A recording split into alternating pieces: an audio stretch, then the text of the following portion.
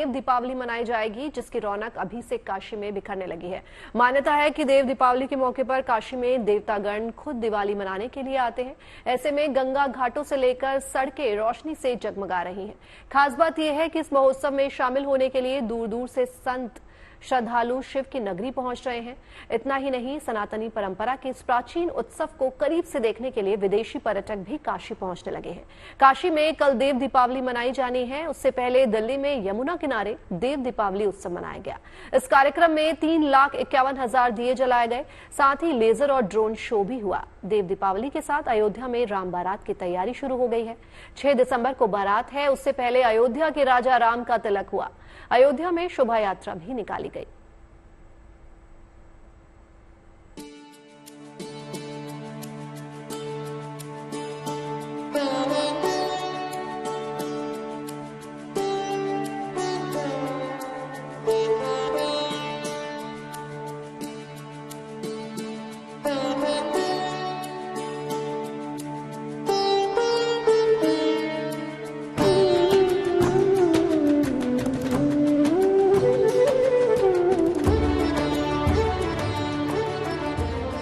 दीपावली और छठ के त्योहारों के बाद संस्कृति परंपरा के जो पारंपरिक रंग अब बिखरेंगे, उस पर्व का नाम है देव दीपावली।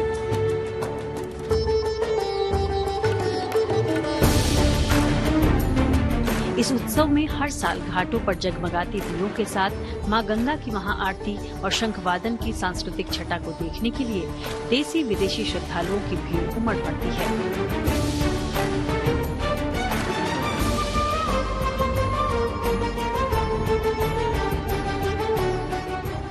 इस बार 15 नवंबर को देव दीपावली का पर्व मनाया जा रहा है। परंपरा के अनुसार जिला प्रशासन और कई समितियां देव दीपावली के आयोजन को लेकर हर साल कुछ नया करती हैं, जिसमें 17 लाख दिए जलाने की तैयारियों से जुड़ी दूसरी व्यवस्थाएं भी इस बार पूरी होने को हैं।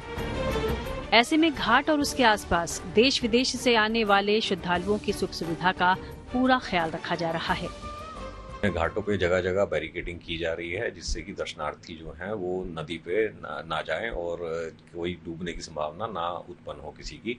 सभी नाविकों के साथ बैठक कर ली गई है। इसमें नाविकों को भी बताया गया है कि जो भी पैसेंजर्स इनकी बोट में बैठेंगे उनको सबको लाइफ जैकेट पहनाई जाए और जो भी रेट निर्धारित किया गया है बोटिंग का वो स्पष्ट रूप से दिखाया जाए कि किस रेट पे है, ताकि कोई भी झगड़े की स्थिति ना उत्पन्न हो। सभी घाटों पे मचान बनाए जा रहे हैं जिस पे पुलिस तैनात रहेगी और जो भी भीड़ है उसकी गतिविधि पे निगरानी रखी जाएगी और सीसीटीवी कैमरा जो है इंस्टॉल किए जा रहे हैं सभी घाटों पे, जिससे कि जितनी भी संदिग्ध गतिविधियां हैं उनको नजर में रखा जा सके और तत्काल पुलिस मौके पे पहुंच सके।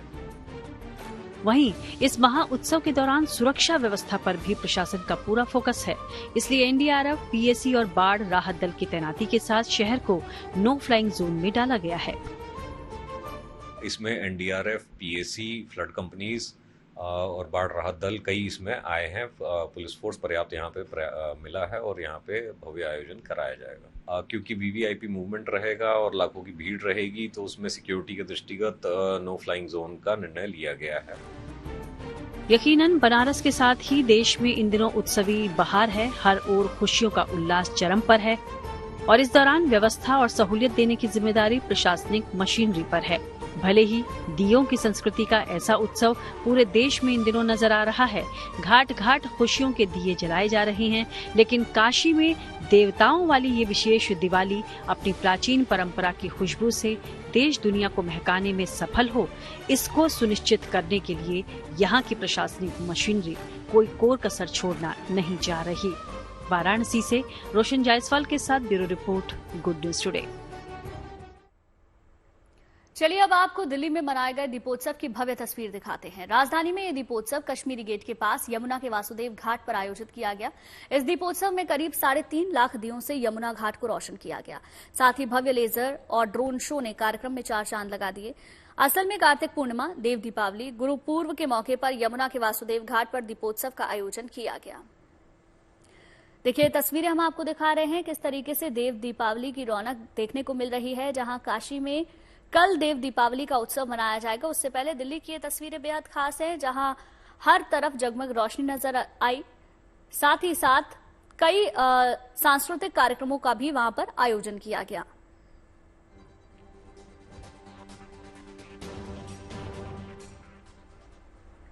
अयोध्या में अगले महीने श्री राम और माता सीता के विवाह से जुड़ी विवाह पंचमी का पर्व मनाया जाएगा।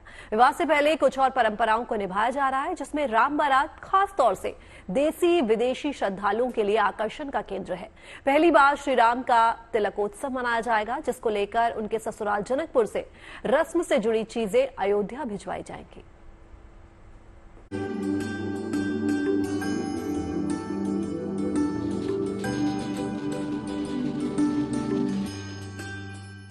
सनातनी परंपराओं में अपने अपने आराध्यों से जुड़े ऐतिहासिक वाकये, मान्यताओं को हर आस्थावान उत्सव और त्योहारों के रूप में मनाता आया है।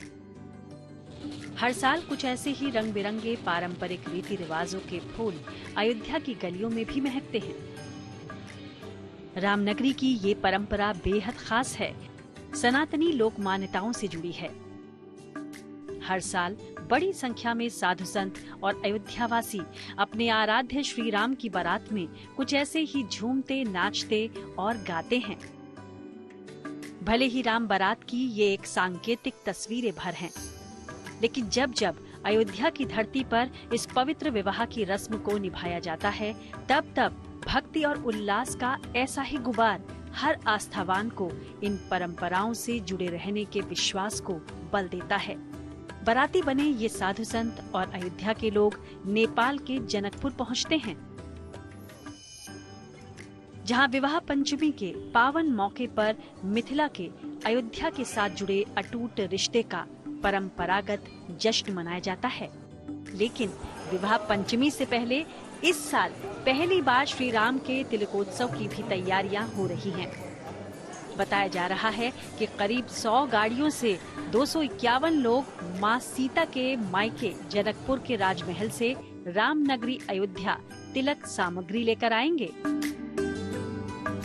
और वो इतना सामान लेके आएंगे तिलक में कि जैसे वास्तविक कोई राजा महाराजा तिलक चढ़ाने जा रहा हो। वो आज भी राजकुमार के रूप में आते हैं और राजा जनक के रूप में वहां से व्यक्ति जो आएगा वो बिल्कुल ऐसा आएगा कि जैसे वहां से राजा जनक जो है सबको लेकर के तिलक लेकर के आए हैं, सामान लेकर के आए हैं, इतना वो प्यार लेके आएंगे। उसके बाद हमारे यहाँ से जनकपुर राम बारात जाएगी। प्रभु श्री राम की ससुराल जनकपुर से पहली बार तिलकरू यानी तिलक हार भेजा जाएगा। 501 तरह की नेक सामग्री, जिसमें परिधान, आभूषण, कई तरह की मिठाइयाँ, मेवा, फल वगैरह रखे जाएंगे। तिलकोत्सव से जुड़ी इन सभी सामग्रियों को लेकर करीब 251 लोग 16 नवंबर को जनकपुर से चलेंगे और 17 नवंबर को अयोध्या पहुंचेंगे, जिसके बाद अगले दिन यानी 18 नवंबर को तिलकोत्सव का आयोजन होगा।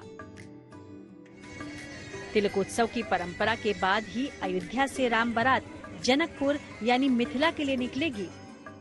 हर साल मार्गशीर्ष महीने के शुक्ल पक्ष की पंचमी पर मनाई जाने वाली विवाह पंचमी इस बार 6 दिसंबर को है। ऐसे में जहां वैवाहिक रस्मों को निभाने के लिए पूरी राम नगरी उत्साहित है, तो वहीं विवाह के रीति रिवाजों को पूरी श्रद्धा के साथ निभाने के लिए नेपाल का जनकपुर धाम भी पूरी तरह तैयार है। अयोध्या से बनवीर सिंह के साथ bureau report, good news today. Devuthani के बाद देश में बैंड बाजा और बारात का मौसम शुरू हो गया है। अब 1 महीने तक देश भर में शादियों की धूम रहेगी और इसकी रौनक बाजार में दिखने लगेगी। कारोबारियों को वेडिंग सीजन में अच्छे कारोबार की भी उम्मीद है।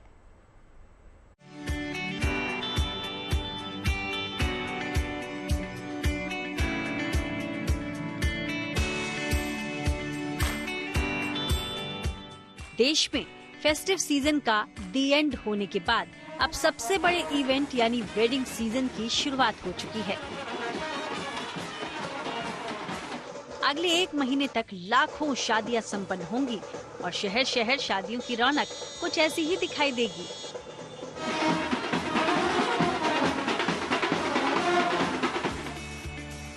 महंगाई के बावजूद वेडिंग सीजन आते ही बाजारों में चहल पहल बढ़ गई है।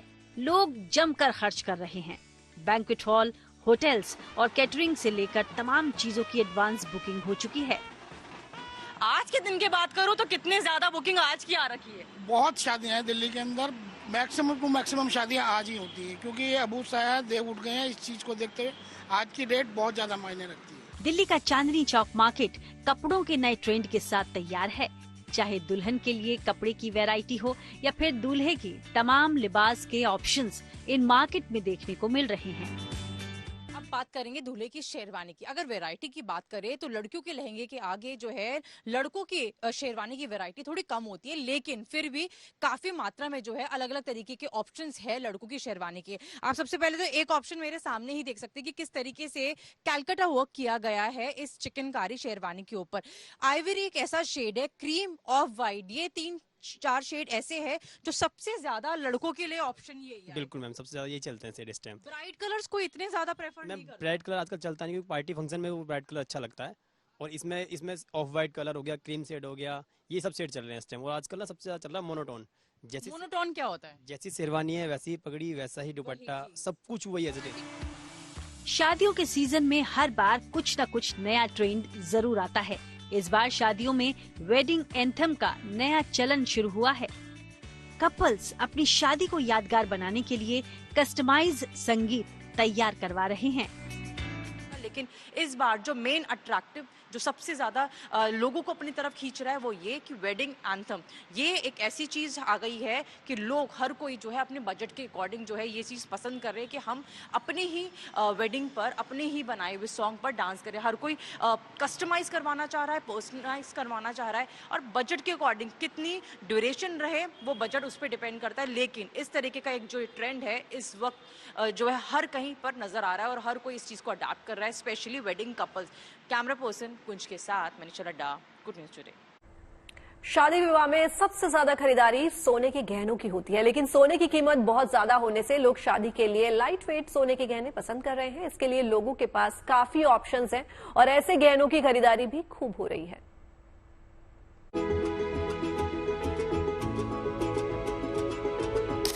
बाजार शादी के सीजन के लिए तैयार है। शादी विवाह में सबसे ज्यादा खरीदारी होती है गहनों की। हालांकि सोने चांदी की कीमत बहुत ज्यादा बढ़ने की वजह से लोगों को शादी के गहने खरीदने के लिए अपनी जेब को देखना पड़ रहा है। दिवाली पर सोने की कीमत 82,000 प्रति 10 ग्राम तक पहुंच गई थी। वहीं चांदी की कीमत भी 1 लाख रुपए प्रति किलो तक पहुंच चुकी है। ऐसे में कम वजन वाले गहनों का ट्रेंड बढ़ गया है। बाजार में कम वजन के सोने के सेट्स में कई तरह के ऑप्शंस मौजूद हैं। ऐसे गहनों का वजन 3 से 4 ग्राम से शुरू होता है, यानी 4 ग्राम में पूरा सेट मिल जाता है। लोग लाइट वेट में ज़्यादा पसंद कर रहे हैं, क्योंकि ज़्यादा चूँकि सोने का दाम ज़्यादा है, इसलिए जिसको 10 ग्राम लेना है उसको 6 ग्राम के 5 ग्राम में अपना काम चला रहे हैं। ट्रेंडी डिजाइन हैं और 1.5-2 ग्राम में स्टार्ट हो जाती है और आप रेंज काफ़ी लंबी जाती है। तो हर एक को, हर वर्ग को ध्यान में रखते हुए हम लोगों ने ज्वेलरी जो मार्केट है पूरा तैयार किया है कि कोई व्यक्ति अगर सोना चांदी लेना चाहे तो कम रेंज में उसको माल मिल जाता है। हल्के गहनों की बात की जाए तो सोने के इयररिंग्स 2 ग्राम से शुरू हो जाते हैं। शादी विवाह में गहनों के लिए जिनका बजट कम है उन्हें लाइट वेट ज्वेलरी काफी पसंद आ रही है। ऐसी ज्वेलरी की डिमांड लगातार बढ़ रही है। बिल्कुल लाइट वेट, उसी में काम चलाना है, उसी पैसे में सारी चीजें देखना है, तो मजबूरी है। जब महंगा है तो लाइट वेट में गहने लेंगे। डिजाइन भी जो ट्रेंड में चल रही है वो भी कस्टमर पसंद कर रहे हैं और बजट भी कम आ रहा है। और ये देखिए हमारे वहाँ काफी लाइट वेट में ज्वेलरीज है। ये देखिए ये 4 से 5 ग्राम में है और ये 10 से 15 ग्राम में है सारी ज्वेलरीज। विशेषज्ञों का कहना है कि शादी के सीजन को देखते हुए आने वाले दिनों में सोने चांदी की कीमत बढ़ सकती है। शादी में वर वधू दोनों पक्ष एक दूसरे के लिए गहनों की खरीदारी जो करते हैं, वहीं कुछ रस्में ऐसी भी होती हैं जिसमें सोने के गहने दिए जाते हैं। इसके लिए बहुत हल्के और ट्रेंडी गहनों की डिमांड है। इस बार कीमत बहुत ज्यादा है, इसलिए ये कहा जा रहा है कि जो सोने की कीमत लोगों की पहुंच से बाहर हुई है, लेकिन सोना खरीदना है जिनके घर में शादी है, इसके लिए पूरे मैरिज सीजन को किस तरह से सोने के गहने लाए जाएं इसकी भी तैयारी है। और जिस तरह से बहुत हल्के और ट्रेंडी जो ज्वेलरी है सोने की गोल्ड ज्वेलरी वो भी है, लेकिन एक ऑप्शन के तौर पर हमने देखा था कि सिल्वर को भी देखा जा रहा है। तो यानी लोग गिफ्टिंग ऑप्शन जो है वो सिल्वर में ढूंढ रहे हैं, यानी चांदी भी आप गिफ्ट कर सकते हैं, लेकिन इसके अलावा सोने चांदी के गहने जो लाइट वेट के हैं उनको लोग पसंद कर रहे हैं। इस मैरिज सीजन में ये ट्रेंड अभी देखने को मिल रहा है। वीडियो जर्नलिस्ट संदीप दुबे के साथ शिल्पी सेन, लखनऊ। चलिए अब खबर महाराष्ट्र के पालघर से, जहां मछली पकड़ने के लिए समुद्र में गए मछुआरों की नाव हादसे का शिकार हो गई। मछुआरे मुसीबत में फंस गए। मछुआरों को बचाने के लिए कोस्ट गार्ड के जवान तुरंत मौके पर पहुंचे। सभी मछुआरों का हेलीकॉप्टर से रेस्क्यू किया गया। बताया गया कि मछुआरों की नाव में पानी भर गया था, जिससे नाव डूबने लगी। फिर नाव में फंसे 5 मछुआरों ने जान बचाने के लिए मदद की गुहार लगाई। इसके बाद देवदूत बनकर पहुंचे कोस्ट गार्ड के जवानों ने सभी को सुरक्षित एयरलिफ्ट किया।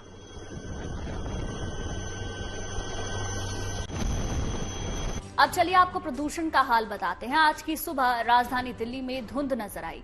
करीब 3 हफ्तों से प्रदूषण से जूझ रहे दिल्ली एनसीआर की हवा ने आज बेहद खराब से गंभीर श्रेणी में गोता लगाया।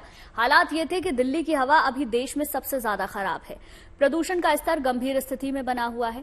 एक दिन पहले इस मौसम में पहली बार AQI गंभीर स्थिति में पहुंचा था और आज लगातार दूसरा दिन है। आज भी स्थिति करीब करीब वही है। लोगों को राहत नहीं है। साथ ही आज के लिए मौसम विभाग ने ऑरेंज अलर्ट भी जारी किया हुआ है। मतलब ये कि आज भी राहत की सांस नहीं मिलेगी। मौसम विभाग के मुताबिक शुक्रवार से हवा की रफ्तार थोड़ी बढ़ेगी, तब मामूली राहत मिल सकेगी। लेकिन AQI के जो आंकड़े सामने आ रहे हैं उसके मुताबिक आज सुबह दिल्ली का औसत AQI 432 दर्ज किया गया, तो वहीं 14 सेंटर्स पर हवा की गुणवत्ता की स्थिति खराब से और ज्यादा खराब दर्ज की गई।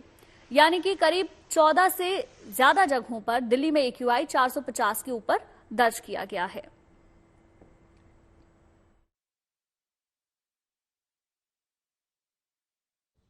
राजधानी दिल्ली के ज्यादातर इलाकों में, न सिर्फ दिल्ली बल्कि एनसीआर के इलाकों में AQI 400 के पार पहुंच गया है। और ये स्थिति तब बनी हुई है जबकि दोपहर के वक्त में गर्मी पड़ रही है, टेम्परेचर 30 डिग्री के पार है और हवा भी चल रही है। तो ऐसे में अनुमान लगाया जा सकता है कि एक बार जब ठंड और बढ़ जाएगी, हवा चलनी लगभग बंद हो जाएगी, तब AQI कितनी पहुंच जाएगी। अगर हम पिछले कुछ सालों के ट्रेंड की बात करें तो कई बार देखने में आया है कि आमतौर पर दिल्ली और एनसीआर का AQI 500 के आसपास बना रहता है, जो कि बेहद गंभीर रहता है। अगर हम अभी की बात करें तो हम कर्तव्य पथ पे मौजूद हैं और यहाँ पीछे आप देखिए राष्ट्रपति भवन है, लेकिन चारों तरफ आपको धुंध ही धुंध, धुआं ही धुआं नजर आएगा। ये पूरा पॉल्यूशन है जिसने इस पूरे इलाके को कवर कर रखा है। आमतौर पर पहले कोहरे की जो तस्वीरें होती थी वो अब स्मॉग के रूप में ले लिया है। इस तरीके से पूरी दिल्ली में आप देखिए तमाम जो आपको पेड़ों के बीच में आपको चारों तरफ धुंध ही धुंध नजर आएगी और ठीक सामने इंडिया गेट है, लेकिन धुंध की वजह से इंडिया गेट भी नजर नहीं आ रहा। और सबसे बड़ी बात यह है कि आशंका इस बात की है कि आने वाले वक्त में AQI की स्तर और ज्यादा खतरनाक होगा।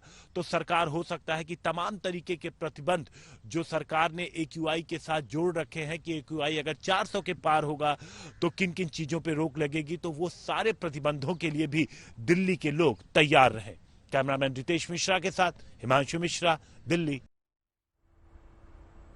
तो कर्तव्य पथ से हमारे संवाददाता हिमांशु मिश्रा की हमने रिपोर्ट देखी। तो गुंजन, कल जब मैं सुबह उठी थी तो चारों तरफ ना सिर्फ कोहरा ही कोहरा था, तो मुझे लगा कि शायद ठंड आ गई है और ये फॉग होगा, लेकिन वो फॉग नहीं, वो स्मॉग था। हाँ, तो आपने भी कुछ ऐसे ही महसूस किया कल जब आप उठी? क्योंकि जब बाहर निकले तो ठंड इतनी महसूस नहीं हो रही थी, लेकिन धुंध साफ दिखाई दे रही थी। और यहाँ आने वाले दिनों में मुझे लगता है ठंड जैसे जैसे ज्यादा बढ़ेगी मुश्किलें और भी बढ़ती जाएंगी। इससे दिक्कत ही हो रही है कि सांस लेने में आपको बहुत ज्यादा प्रॉब्लम हो रही है, आंखों में जलन हो रही है। और सेम वही रिपोर्ट में भी हमने देखा कि कर्तव्य पथ का जो हाल है ठीक वैसा ही बाकी इलाकों का भी हाल है। हमारे संवाददाता आशुतोष मिश्रा की एक खास रिपोर्ट देखिए। नवंबर महीने का ये दूसरा दिन है जब उत्तर भारत में कोहरे की मार दिखाई पड़ रही है। दिल्ली एयरपोर्ट पर विजिबिलिटी घटकर जहां 500 मीटर हो गई है, वहीं उत्तर भारत के दूसरे राज्यों में और खासकर दिल्ली एनसीआर में असर दिखाई दे रहा है। मैं जहां पर हूं, राजधानी नई दिल्ली का ये इलाका ठीक बीचों बीच, और यहाँ पर भी जो हेज है, जो कोहरा है, उसके चलते विजिबिलिटी लगभग 1 से सवा किलोमीटर रह गई है। हालांकि AQI भी इसकी वजह से नीचे गिरा हुआ है, जो वायु की गुणवत्ता है उस पर भी असर पड़ा है। लेकिन आप समझिए कि सुबह का टाइम है और जब सूर्य देवता को दर्शन देने हैं तो आप सीधी आंखों से उन्हें देख सकते हैं, क्योंकि कोहरे की जो चादर है उसमें सूर्य का की जो प्रकाश है, उसकी जो चमक है, उसको भी काफ़ी हद तक प्रभावित किया है। तो रोशनी हम उसे देख तो सकते हैं लेकिन आपको आंखों में चुभन नहीं होगी। इसी के साथ साथ एक पूरा हेज और खासकर प्रदूषण के जो कारक हैं उत्तर भारत में, दिल्ली समेत NCR में, अब वो इसी के साथ, कोहरे के साथ इस वायुमंडल में अब नीचे स्तर तक बैठे हैं, जिसके चलते वायु की गुणवत्ता काफ़ी खराब हुई है। और जैसे जैसे दिल्ली के दूसरे जो खुले इलाके हैं, राष्ट्रीय राजमार्ग हैं, इन सब जगहों पर भी जो विजिबिलिटी है वो काफ़ी हद तक प्रभावित हुई है, जिसके चलते यातायात पूरी तरह से प्रभावित हो सकता है। फिलहाल दिल्ली के मंडी हाउस से संजय कुमार के साथ मैं आशुतोष मिश्रा। देखिए, हवा बेहद खराब है और सावधानी ही बचाव है। आइए आपको सुनाते हैं देश के जाने माने डॉक्टर्स वायु प्रदूषण से बचने के लिए क्या खास टिप्स दे रहे हैं। खान पान सादा रखें, बगैर जरूरत के घर से ना निकलें, घर में रहें, बाहर जाएं तो मास्क का इस्तेमाल करें। छोटे बच्चों के लिए थोड़ा कठिन होता है लेकिन बड़े लोगों को मास्क लगाना जरूरी है, क्योंकि ऐसा पोल्यूशन हर साल हम देख रहे हैं, पिछले साल से इस वक्त ज्यादा है। पोल्यूशन का जो स्तर है आज दिल्ली में और दिल्ली के कुछ हिस्सों में 700 के ऊपर पार कर चुका है, जो इसको हम इंडेक्स कहते हैं AQI, और ये बहुत ज्यादा विनाशकारी है। हवा की रफ्तार इसको कहिए कम होने की वजह से ज्यादा है या कुछ और वजह है इसकी, पराली इसकी डेफिनेट वजह है, व्हीकल्स डेफिनेट वजह हैं, और जिन घरों में धुएं वाले चूल्हे जल रहे हैं वो भी इसकी एक वजह है, लेकिन किसी हद तक ये कम खतरनाक वजह है। लेकिन सबसे बड़ी इसकी जो मेरे को दिख रही है, ये पराली वाला पोल्यूशन बहुत ज्यादा हो रहा है और लोग मान नहीं रहे हैं। ये हमारे हॉस्पिटल में भी चर्चा हो रही थी सुबह से कि हम मरीज देख रहे हैं बट हम खुद ही अभी हमारी नाक बह रही है, हमारे गले में खिचखिच हो रही है। और ये तो पहला दिन है। पिछले 2-3 साल भी अगर हम देखें तो ये जो समस्या है ये तो बढ़ते जाएगी। ये जनवरी फरवरी तक तो बहुत ज्यादा हो जाती है और इतनी जल्दी कुछ लोगों में असर दिखने लगता है जिनको पहले से ही दमा है, काला दमा है, इंटरस्टिशियल लंग डिजीज है, वो मरीज अभी से आने लग गए हैं। कुछ घबरा के आते हैं, कुछ टेली कंसल्ट ले रहे हैं और फोन करने लग गए हैं। क्योंकि आप अगर घर पे एक एयर प्यूरिफायर यूज कर रहे हैं जिसपे आप अगर देखते रहेंगे कि इंडोर एयर क्वालिटी कैसी है, वो 10-12 के आसपास होती थी एक कमरे में, आज के समय में वो कल रात से लगभग रात के 2-3 बजे से अगर देखें तो वही एयर क्वालिटी घर के अंदर की 100 से 150 पहुंच गई है। जब आप सारी चीजें मेंटेन कर रहे हो, घर का पूरा जो पोल्यूशन कंट्रोल से मेंटेन कर रहे हो, तो आने वाले समय में तो बहुत समस्या होगी कि आप घर पे कितने समय तक बंद रहेंगे। तो बच्चों को बंद रखना और भी बड़ी प्रॉब्लम होती है, बूढ़ों के लिए तो ये बहुत बड़ी समस्या हो जाती है। और इसका इफेक्ट अक्यूट नहीं है, गले में खिचखिच तो सबसे छोटी चीज है। जो क्रॉनिक चेंजेस आते हैं हर एक व्यक्ति में, चाहे वो मेंटल हो, चाहे वो फिजिकल हो, चाहे वो कार्डियक हो, या फिर वो लंग्स के हो, या फिर जो कार्सिनोजेंस इस हवा में अब घूम रहे हैं, वो आगे आने वाले समय में कितनी बुरी तरीके से हमें डैमेज कर सकते हैं, ये तो वक्त ही बताएगा। NCR क्षेत्र में हमें पता नहीं रहता है कि प्रदूषण के स्रोत किन किन सेक्टर्स से आ रहे हैं। अभी डिसीजन सपोर्ट सिस्टम डेवलप नहीं हुआ है उस तरह से, परंतु हमें ये जिले मालूम है, शहर मालूम है कहाँ से कितना आ रहा है। तो वहाँ जो प्रदूषण के स्रोत हैं उसमें हमें निगरानी रखनी होगी और वहाँ भी कम करना होगा। तो ये जिम्मेदारियाँ कलेक्टिव वे में अगर हम लें तो NCR का ही टोटल कंट्रीब्यूशन जो 7% दिखा रहा है उसमें हम गिरावट ला सकते हैं। और डेफिनेटली स्टबल बर्निंग का 17% है, वहाँ प्रयास लिए जा रहे होंगे। चलिए अब आपको एक ऐसे युवा से मिलवाते हैं जिसने अपने घर पर केसर की खेती कर एक नई मिसाल पेश कर दी। लखनऊ के युवा हेमंत श्रीवास्तव ने कश्मीर में उगने वाले केसर लखनऊ में उगा दिए। बिना मिट्टी के कैसे हेमंत श्रीवास्तव कर रहे हैं ये कारनामा, आइए दिखाते हैं आपको।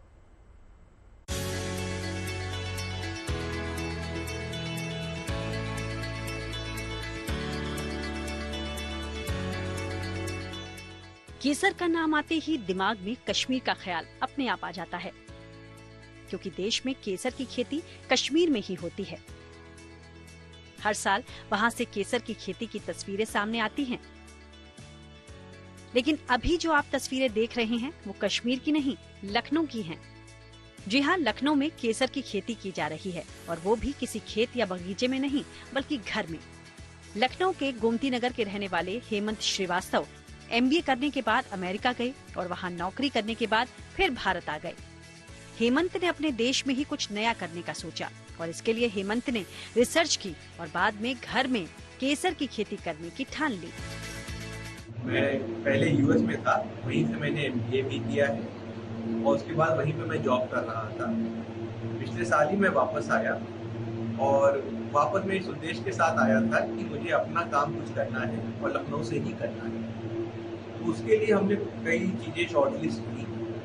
फाइनल हमने किया केसर की फार्मिंग। उसके लिए हमने काफ़ी रिसर्च की। उसके लिए हम लोग कश्मीर भी गए और जहाँ पे इस तरीके की फार्मिंग हो रही थी वहाँ भी गए, उनसे भी सीखा। अब ये भी जान लीजिए कि हेमंत श्रीवास्तव आखिर घर में केसर की खेती करते कैसे हैं। आमतौर पर केसर की खेती कश्मीर के ठंडे और विशेष तरह की मिट्टी वाले इलाके में ही मुमकिन मानी जाती है, लेकिन Hemant Srivastava air conditioned hall में केसर की खेती कर रहे हैं। इसके लिए एरोपोनिक तकनीक का इस्तेमाल किया जा रहा है, जिसमें मिट्टी की जरूरत नहीं होती। इस प्रोसेस में पौधे हवा में लटके रहते हैं और उनकी जड़ों में नियंत्रित सिस्टम से पोषक तत्व प्रदान किए जाते हैं। हेमंत ने अपने घर में 300 वर्ग फुट में सेटअप तैयार कर केसर के 10 टन बीज लगाए हैं। घर में बनाए गए हॉल में 2 चिलर, ह्यूमिडिफायर, एलईडी और फोटोसिंथेसिस लाइट्स लगाई गई हैं। वर्टिकल फार्मिंग के लिए ट्रे और रैक तक बनाई गई हैं। एरोपोनिक मेथड जो होता है वो ऐसी टेक्नोलॉजी है जो बिना सॉइल के जो है प्लांट ग्रो किया जाता है जिससे, और जो वाटर जो भी चाहिए होता है वो मिस्ट के द्वारा मिलता है। और दूसरा आप देख सकते होंगे कि यहाँ पे हमने वर्टिकल फार्मिंग का जो है यूटिलाइजेशन किया है। उससे सबसे बड़ा एडवांटेज ये होता है कि हम कम से कम एरिया में ज्यादा से ज्यादा प्लांट ग्रो कर सकते हैं। केसर की खेती में इसकी जड़ वाले बीज इस्तेमाल होते हैं जिन्हें बल्ब कहा जाता है। ये बल्ब कश्मीर से मंगवाए गए हैं। 35 लाख रुपए में सेटअप तैयार करने के बाद इसी साल सितंबर में केसर के 10 टन बीज लगाए गए। 1.5 महीने में ही इसमें फूल आ गए। आप देख सकते हैं कि जो है यहाँ पर ऑलरेडी जो है केसर के फूल आने लगे हैं। केसर ऑलरेडी आने लगा है। यहाँ पे मैं आपको दिखाऊंगा, ये देखिए, ये जो लाल रंग के धागे इसे स्टिग्मा कहते हैं, यही है केसर। पहली फसल तैयार होने को है। पहली फसल में 1 किलो केसर निकलने का अनुमान है। केसर निकलने के बाद बचे बल्ब को बड़ा किया जाएगा। 10 टन बल्ब से 20 टन बल्ब बनने का अनुमान है, यानी जल्द ही केसर की खेती से मुनाफा होना शुरू हो जाएगा। लखनऊ से आशीष श्रीवास्तव के साथ bureau report, good news today. और अब बात सिंघम अगेन की। सिंघम अगेन ने बॉक्स ऑफिस पर धमाल मचाया हुआ है। मूवी ने रिलीज के पहले 3 दिन यानी ओपनिंग वीकेंड पर ही 100 करोड़ से ज्यादा का कारोबार कर लिया था। इस बीच सिंघम अगेन की कामयाबी पर हमने फिल्म निर्माता रोहित शेट्टी से खास बातचीत की। रोहित ने अपकमिंग मूवी को लेकर कई बड़े खुलासे किए। देखिए हमारी संवाददाता सना फरजीन से रोहित शेट्टी की एक खास मुलाकात। हर साल एक फिल्म बनाता हूँ, कोशिश करता हूँ कि मैं हर साल एक फिल्म बनाऊँ, और ये हमारे लिए एक जैसे रिलीज होती पार्टी से ज़्यादा इम्पोर्टेंट है कि लोगों को कितनी पसंद आ रही है और कितनी चल रही है। एंड जब वो होता है तो सबसे ज़्यादा खुशी वो होती है, देन फिर पार्टी की ज़रूरत नहीं पड़ती। बट आपके एक्टर्स तो डेफिनेटली फोन कर रहे होंगे कि सर पार्टी कर। उनको पता है कि मैं नहीं करूँगा। हाँ, बट रोहित, रामायण का जो आपने एंगल इंक्लूड किया था सिंघम अगेन में, वो सबको बहुत ज्यादा पसंद आया है।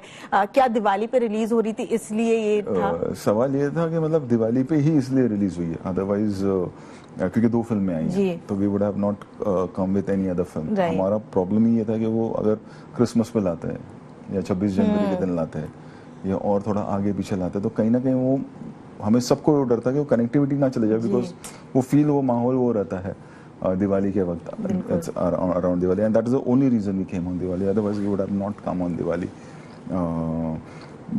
सो रामायण का इंक्लूड होना, ये आइडिया जो है वो मेरे स्टोरी राइटर का है, क्षितिज पटवर्धन, वो लेके आए थे ये कहानी, एंड मुझे थोड़ी सी यूनिक लगी, and unique way of saying it, connecting all the dots with the real location which are there today. We traveled all the way to Sri Lanka, learnt a lot actually, और तो मुझे वही एक uniqueness मुझे लग रहा था कि लोगों को ज्यादा पसंद आएगी एंड दैट्स व्हाट वर्कड। इतनी बड़ी एक स्टार कास्ट जो आप लाते हैं अपने हर फिल्म के साथ, कितना मुश्किल हो जाता है, मतलब सारे स्टार्स के डेट्स फिक्स करना और बजट जी। डेट्स में डेफिनेटली वो होता है कि you have to see to it के मतलब सबकी डेट्स के अलावा और कोई मुश्किलात नहीं है जी। कि एक पर्टिकुलर टाइम होता है, एक पर्टिकुलर डेट होती है। जैसे हमने भी पहले एक शेड्यूल हमने अर्जुन और रणवीर का किया था, उसके बाद हमने सीधा क्लाइमैक्स पहले शूट किया था, फिर बाद में पूरी फिल्म शूट की, क्योंकि डेटें वैसे थी सबकी हमारे पास जी। बट कहीं ना कहीं एक्टर्स ये नाराज नहीं हो जाते कि आप उनका रोल बड़ा दे रहे हो, हमें छोटा? नहीं, ऐसा कोई सोचता नहीं है आजकल। और चुलबुल पांडे की बात करेंगे, उनका किस तरह से आपने सोचा कि चुलबुल और सिंघम को मिलाएंगे? हमारा 3-4 से हमारी ये डिस्कशन चल रही थी एंड वो एक यूनिवर्स में उनका इंट्रोडक्शन जरूर दिखाया, बट वो जब भी होगी वो फिल्म वक्त लगेगा, बट जब भी होगी वो एक इंडिविजुअल फिल्म होगी। वो मतलब 2 आईपीस जिसे कहते हैं ना, कि एक हमारा कैरेक्टर और एक उनका कैरेक्टर साथ में आएगा और एक इंडिविजुअल फिल्म बनाएंगे। पर सलमान खान को जब फोन किया, उन्हें बताया ये आइडिया, तो क्या रिएक्शन था? नहीं, बिकॉज ये जैसे कि मैंने आपको कहा था, हम कई साल से सोच रहे थे करने का, एंड जब मैंने उनको बोला तो ही वॉज वेरी ग्रेशियस कि हाँ ठीक है कर ले, तू जब बोल मैं आ जाऊंगा, ऐसा। और गोलमाल का भी सब बहुत वेट कर रहे बेसब्री से, उसके बारे में क्या अपडेट है? बहुत जल्द शायद अगली वही मैं करूं, बिकॉज कॉमेडी अपना एक कॉप यूनिवर्स को एक हल्का सा ब्रेक देके and then will start again.